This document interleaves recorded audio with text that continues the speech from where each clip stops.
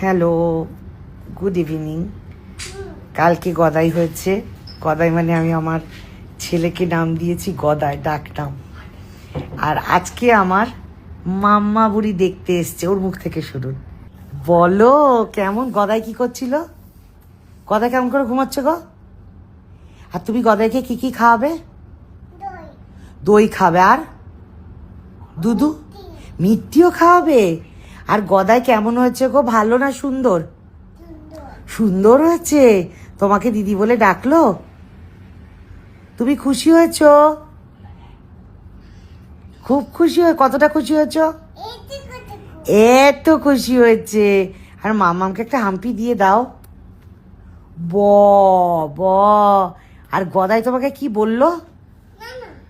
জামাটা নামি দাও। কি বললো তোমায়? ঘুমোচ্ছিল গদাই? কি করছিল গদাই? আচ্ছা, আর তুমি গদাইকে কেমন করে কোলে নেবে?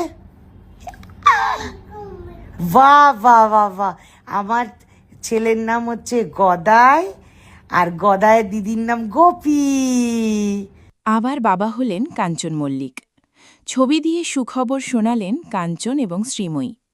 পুত্র সন্তানের মা হলেন শ্রীময়ী এবং বাবা হলেন কাঞ্চন। মা এবং সদ্যজাত দুজনেই সুস্থ আছে, এ কথা নিজেই জানিয়েছেন শ্রীময়ী। শ্রীময়ী বললেন, আমি এবং ছেলে দুজনেই সুস্থ আছি। কৃষাভির ভাই কৃষিভ এসেছে। আমরা খুবই খুশি। সুখবর আসার পর থেকেই তাদের শুভেচ্ছা বার্তায় ভরিয়েছে সবাই।